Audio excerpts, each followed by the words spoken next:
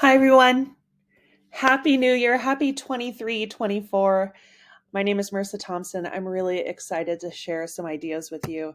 I am a curriculum designer after having spent 16 years in the English language arts classroom, but the things that I love to share with teachers are universal. So any subject, really any secondary grade will work.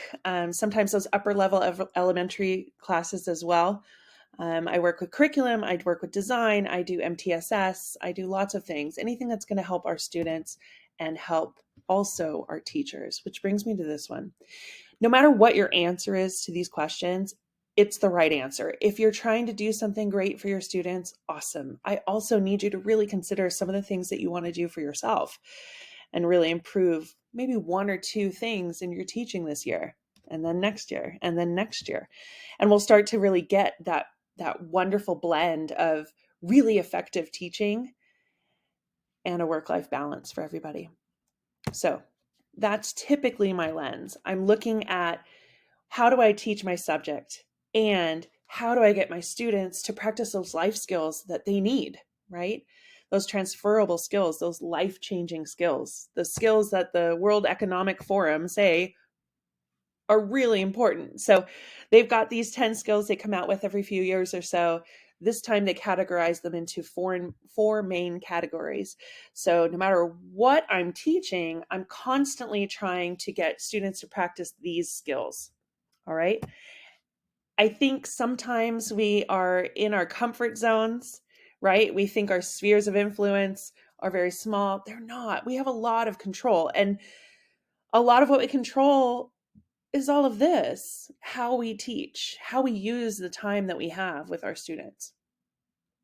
So here's my tip for you. I do something really simple when it's time to assess whether or not the students have mastered those skills I really need them to get. And I do it in a way that's still practicing more skills. So you want to talk about digital literacy? They're going to be hyperlinking their work samples. You want to talk about curation? They're going to go through their work and show me the three best things that are going to prove that they learned something in regards to this skill. I do 5 skills. There we go. I do 5 skills every learning period, or every 6 to 7 weeks. The 5th one's always the same, but 4 vary.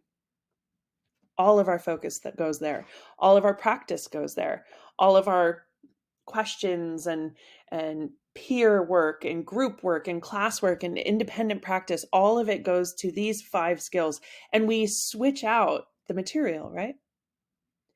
For those of you who are English teachers, or if you're practicing writing and you're doing CER, or you're doing these other acronym focused writing exercises, there's a claim. I claim that my grade should be this when it comes to the skill.